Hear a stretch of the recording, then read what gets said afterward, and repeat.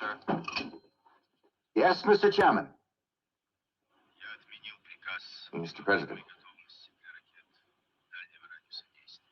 I have ordered our long-range missiles to stand down from their alert.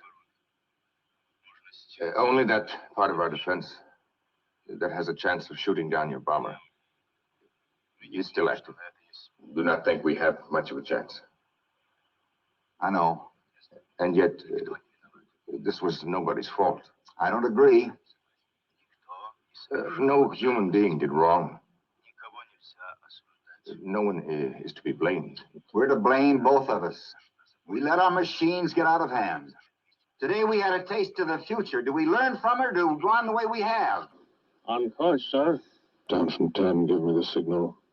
9, 8, 7, 6, 5, 4, 3, 2, 1, mark. What do we do, Mr. Chairman? What do we say to the dead? The sky is very bright. All lit up.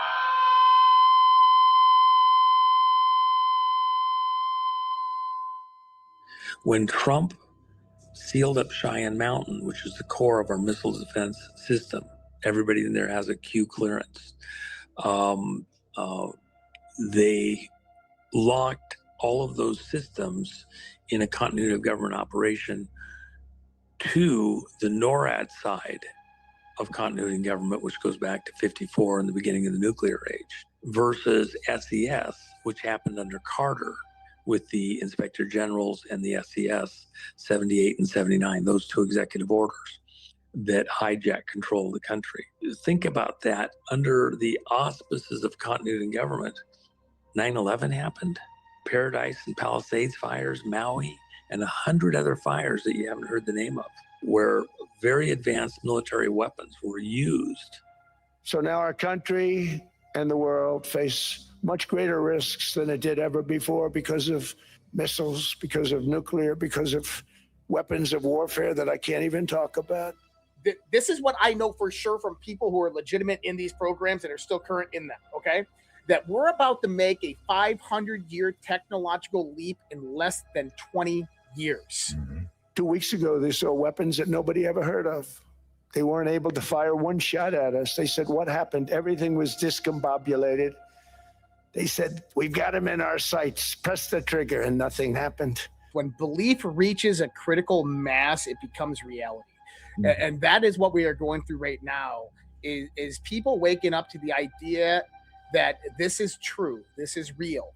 No anti-aircraft missiles went up. There was one that went up about 30 feet and crashed down right next to the people that sent it. They said, what the hell is going on? Those defensive systems were made by Russia and by China. So they're going to go back to the drawing boards, I guess. They have quantum computers, but the things that they're utilizing are so large. Think about the UNIVAC back in 1953 that took up 2 stories of a skyscraper. That's the idea of what they're utilizing right now. They haven't miniaturized this and gotten to the point where it's commercialized and they can implement it. Well, guess what? We're there. And we're about to start rolling out this technology over the next 20 years, but at the same time, building out the infrastructure and aligning the rollout of that technology in sequence with it. The first step is within 5 years, you, me, and everybody else here will be able to pay $500 to $1,000 and we'll be able to go to the moon. Let me just make sure that I understand you correctly, Commander. A group of cybernetic creatures from the future have traveled back through time to enslave the human race. And you're here to stop them? That's right. Hot damn. You're heroic. We're in a position to do things that nobody else has ever even thought of before. It's an unbelievable time, but we have to take advantage of the time. In our hands are technologies. I mean, they couldn't have even dreamt some of the things that we see today. Conduct your warp flight tomorrow morning, just as you planned. Why tomorrow morning? Tomorrow morning, when they detect the warp signature from your ship and realize that humans have discovered how to travel faster than light, they decide to alter their course. They make first contact with Earth, right here. Here? Actually, over there. It is one of the pivotal moments in human history, Doctor. You get to make first contact with an alien race, and after you do, everything begins to change. Your theories on warp drive allow fleets of starships to be built, and mankind to start exploring the galaxy. It unites humanity in a way that no one ever thought possible when they realize they're not alone in the universe. Poverty, disease, war, they'll all be gone within the next 50 years.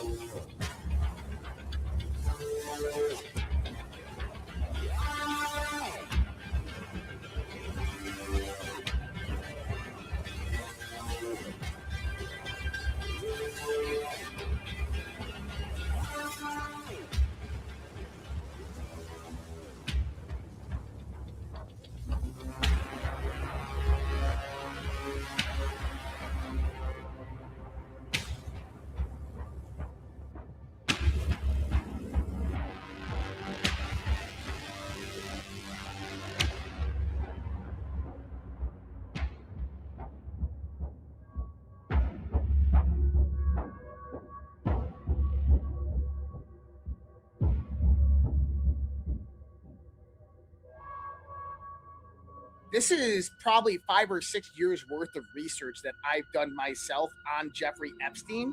Epstein was involved in massive funding and financing of genetic data mining companies. This is the Southern Trust Company. This is the New Albany Company. This links to, if you guys have heard of a woman by the name of Regina Dugan, who was the head of DARPA. She was the head of Factory 8 over at Google.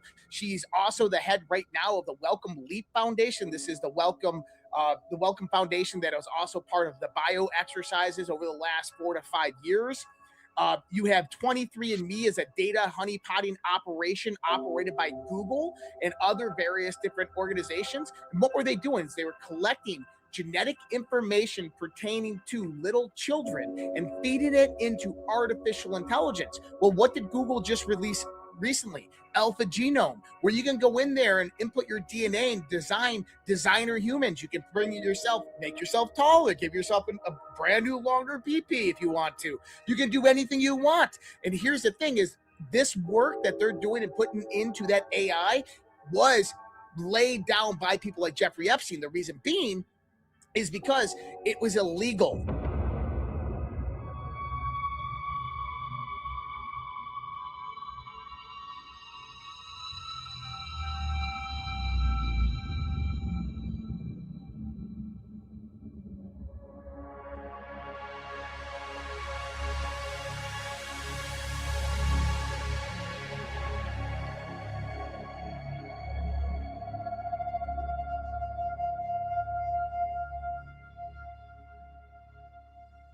So they are paying attention and they're waiting for us to wake up, I think. They can't do it all themselves. And they're trying to expose as much as they can, and they're going, okay. And that's the same thing with the Jeffrey Epstein files. The child trafficking, the sex stuff, they've been doing that for thousands of years. It's not anything new to these people. And they'll use it against each other to keep everybody online, because that's not anything of what Jeffrey Epstein was about. He was funding a lot of different things. The transhumanism. Yep. That's where we really need to be looking at right now, because this is a very, very massive threat to humanity right now. What's the occasion? Let's just say it's our anniversary. Is it? No, but let's just say that it is. Okay? Happy anniversary. An emanator.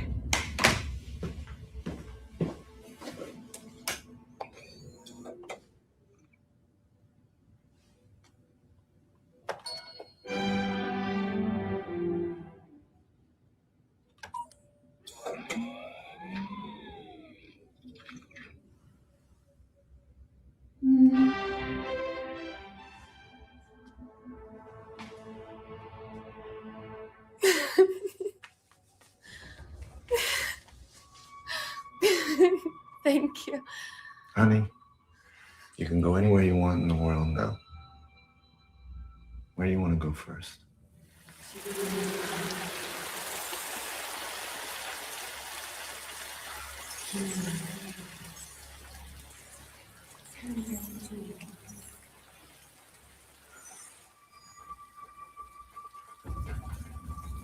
I'm so happy when I'm with you. You don't have to say that.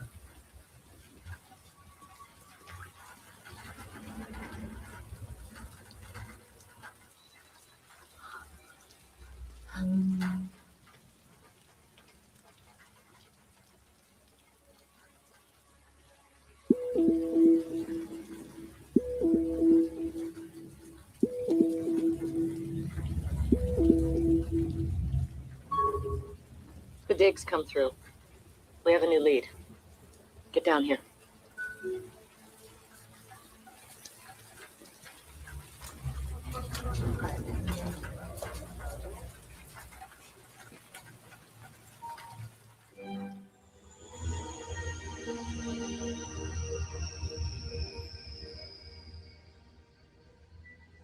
How do you perfect the level of technology in order to do that? You have to have some testing place to do it. Well, this is why they used autonomous zones. Ukraine and Venezuela. No international oversight, no set of laws and rules. This is why you have biolabs spread throughout each one of these countries. The big biopharma companies go in there with military defense contracts. They go in there, they feed DNA information and AI into them. If they brought any of us guys in there that genetically modify us, there's some big problems because we have iterative DNA.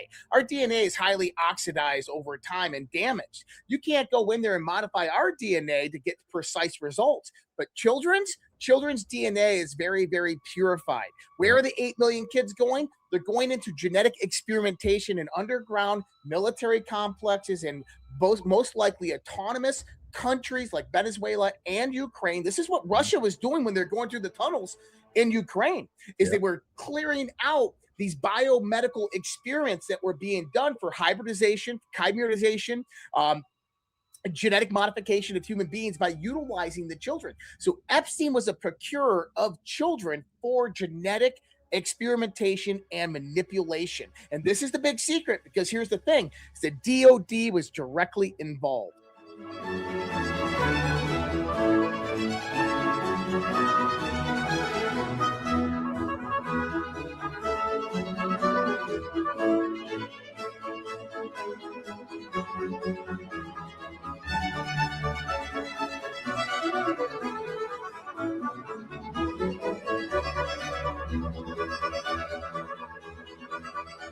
2012 Olympics. Queen Mother, Daniel Craig, comes over to Windsor Castle, waits for the Queen, escorts her out to the royal helicopter. She gets in the helicopter. They fly off. They do a tour of all the statuary and symbology across London.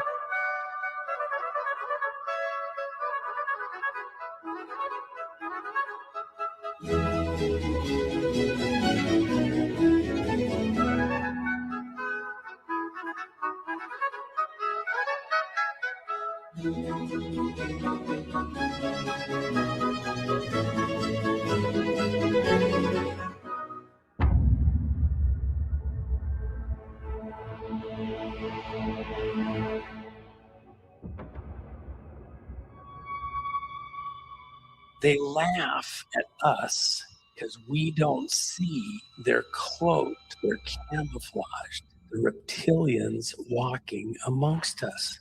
They look human, but their DNA, as far as they're concerned, is shared, some tincture of it, with Cain himself, with their father, the devil. They believe that. Doesn't matter where you believe it. They believe it. They get to the great big huge Olympic Stadium.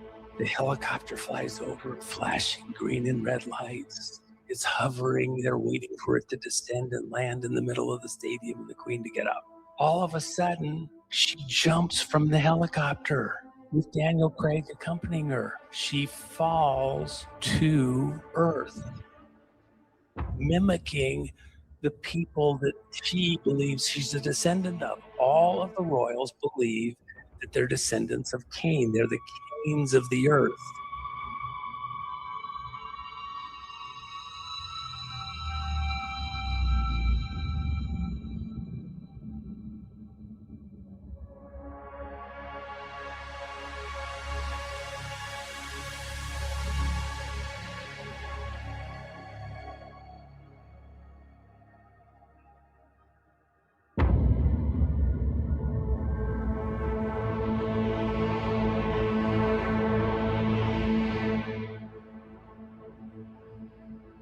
So now let me start to bring this whole thing together for you. So now you have a group that have worked methodically over generations, over millennia, to get into positions of power. It's not different groups. They're the same families hidden. And they love the story of the phoenix, that about every 500 years takes and builds a pyre, a sacrificial altar, and then burns himself up in the sacrificial altar, completely consumed. Yet there's an egg that's left. And after the fire, born through the fire, the next phoenix arises. If you look at their symbology, you think it's an eagle. It's not. It's a phoenix, because they keep reinventing themselves. Same families, different name. You think it's a different group? No, Romans, Babylonians, the guys at Jericho, whatever. They still are the same crowd. They believe that they're descendants all the way back to Cain. The city of Baal at the base of Mount Hermon had gateways or doorways you could come through, and they were archways.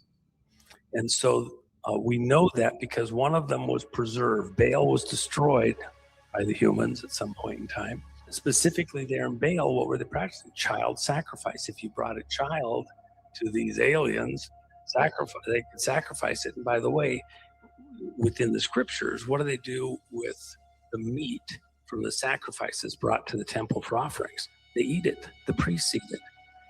So it's a reasonable thing to assume, and there is writings that back this up, that apparently after the children were brought for sacrifice, these Baal priests would eat the children. And so he challenges the priests of Baal, and he says, on their turf, they always like to be on the tops of the mountains.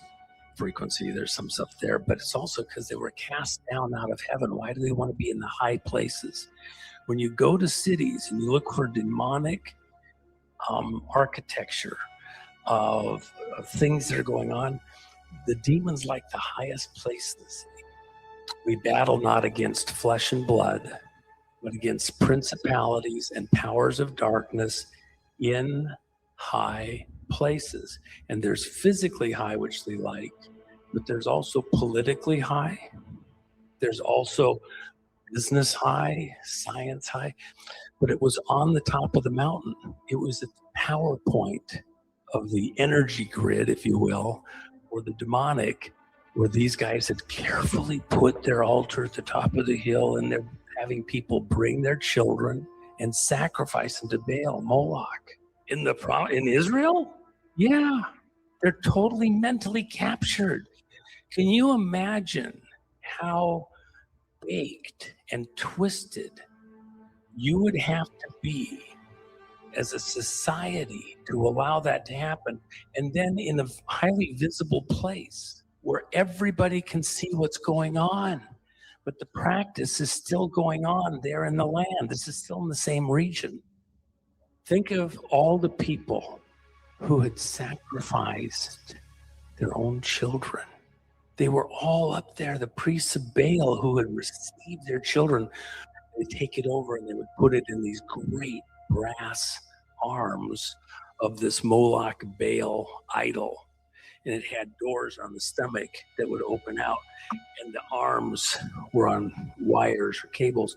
They placed the child in these red hot arms, and then it would roll into the belly of this Baal idol Moloch shaped like a bull.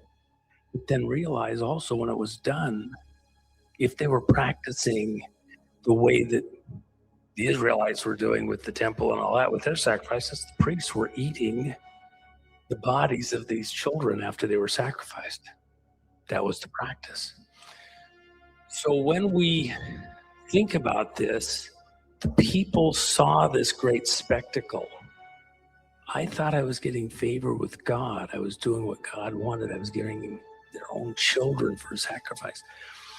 They were so upset that they turned on the priests of Baal and killed every one of them. Now, just, they walked over, they killed, no. There was a fight like you can't believe, I'm sure.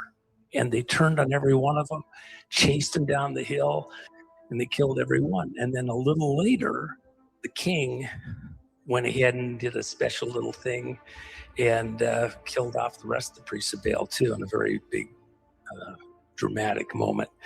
It was so dramatic that the whole country, that whole part of the world, completely flipped on the priests of Baal, hunted them down, destroyed them all.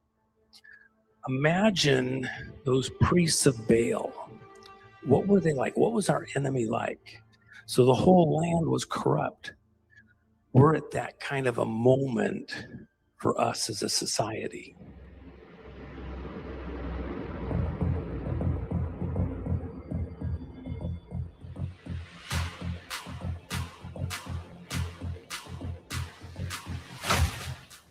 The most important first real shot across the bow that's going to hit armor, go through a deck plate, in at the waterline, is what Trump's about to do with this emergency executive order. This is the one that hits them in really core places. If you get an honest election, they're toast. Огонь.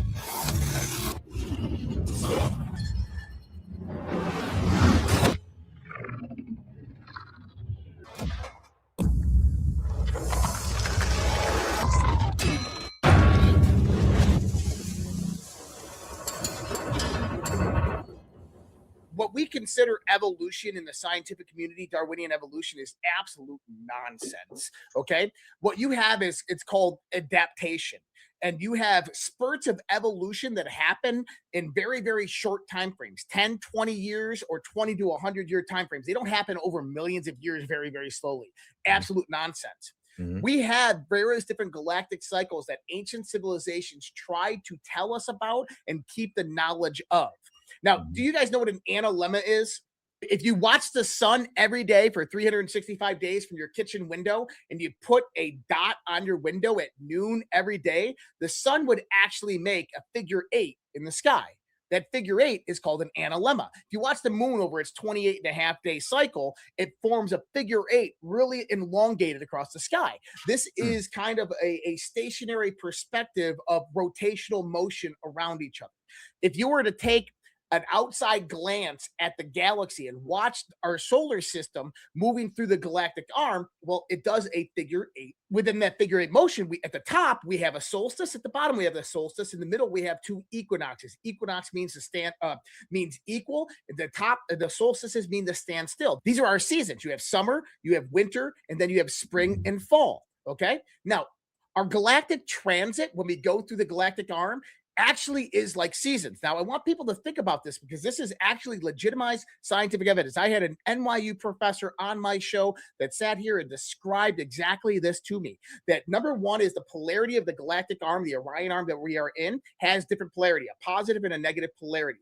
Not only that, is that our solar system actually bobbles up and down between the galactic plane of that arm, like this. So it goes through positive polarity and negative polarity. But also, think about all the cosmic dust and cosmic particles and gases that are in there. They're going to be closer concentrated towards the center of that galactic arm. They're going to be more distributed on the outskirts, which means that when you're at winter, you're at a very low energy, very low density, negative ionization. When you come to the middle, you're in a very chaotic time period. When you're at the top, you're in a very positive, low density time frame. Well, we just made that transit back upward towards that positive polarity and towards those higher density areas.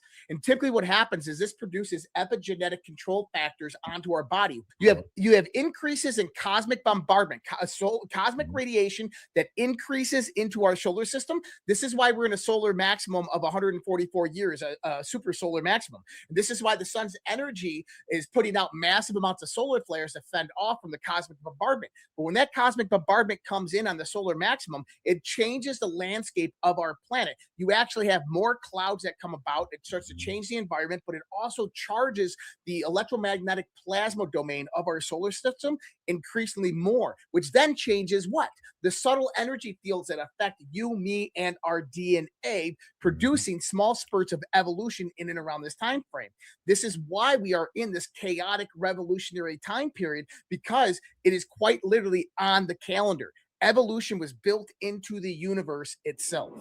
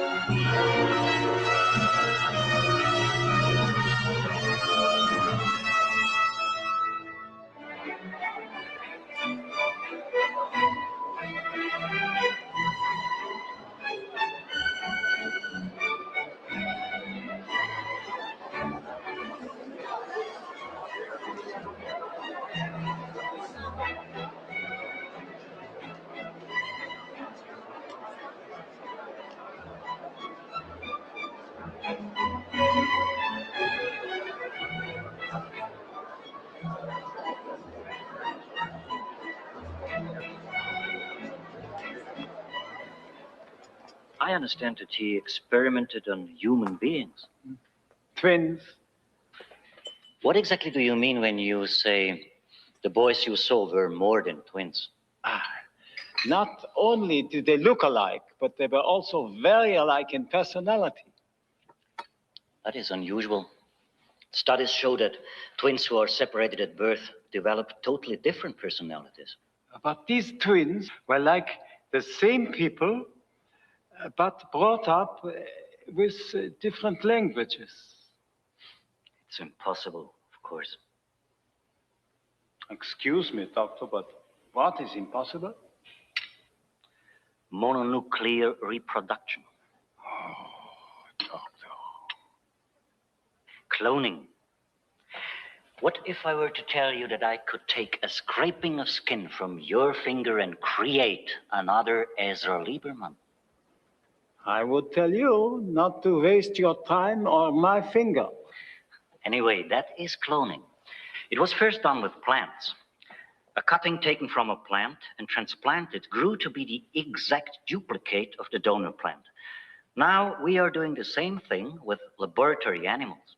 We then implant the nucleus of the donor cell, which could be taken from a blood sample or even a skin scraping. That cell, with its genetic material intact, eventually becomes an embryo and is born as a living creature. Without parents?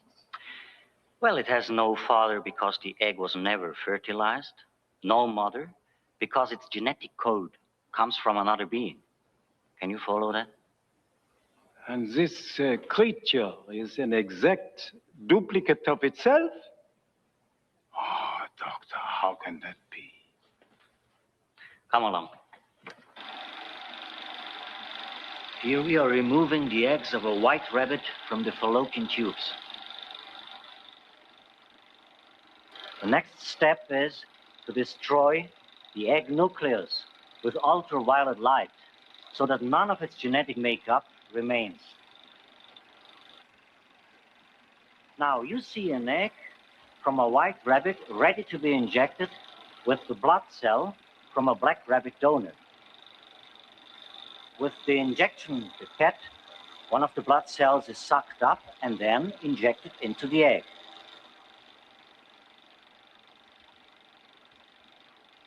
After a few hours, the eggs in culture divide and are ready to be put back into the female. This can be done with humans? If the surgical technique were precise enough.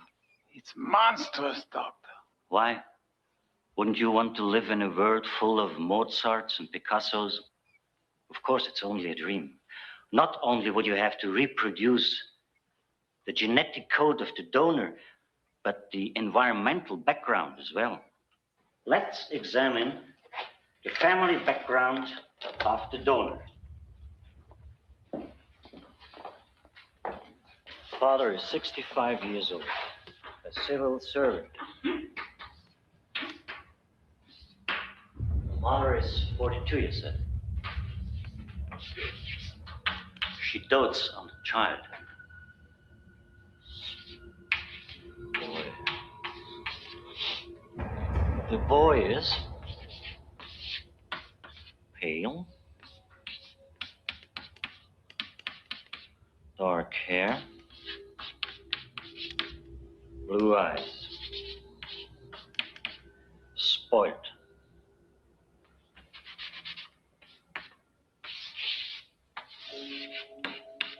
Right? Dr. Brückner. The one who is cloned. The donor. He has to be alive, doesn't he? Not necessarily. Individual cells taken from a donor can be preserved indefinitely. With a sample of Mozart's blood and a woman, someone with the skill and the equipment could breed a few hundred baby Mozarts.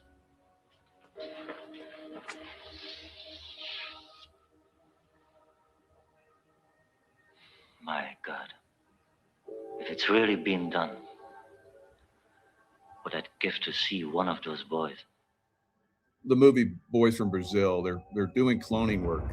Jeffrey Epstein wanted to like have 20 of these girls, teenagers, that they were going to impregnate, and then take those offspring and create this super race. They've been doing this for a long time.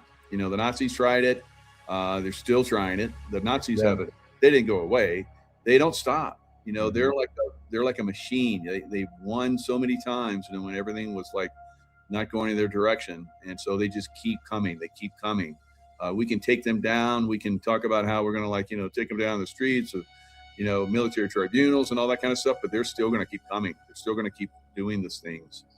It's insane when you look at it. And a lot of people, in other shows, they're like, we can't. People can't handle this. Yes, they can. Yes, they can. Because their consciousness is rising I can't believe how many people are comprehending the stuff that I'm putting out now. And I just keep, okay, they got it. Let's go to the next level. Let's go to the next level. And like Josh is talking about, we have been talking about, we keep pushing the envelope hard and harder and harder. And people absorb it. They're like, give us more, give us more. I'm like, this bullshit about, they can't handle it is complete nonsense. There, gentlemen.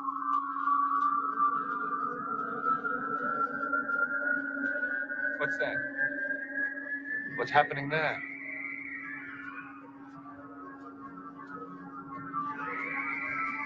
A statue.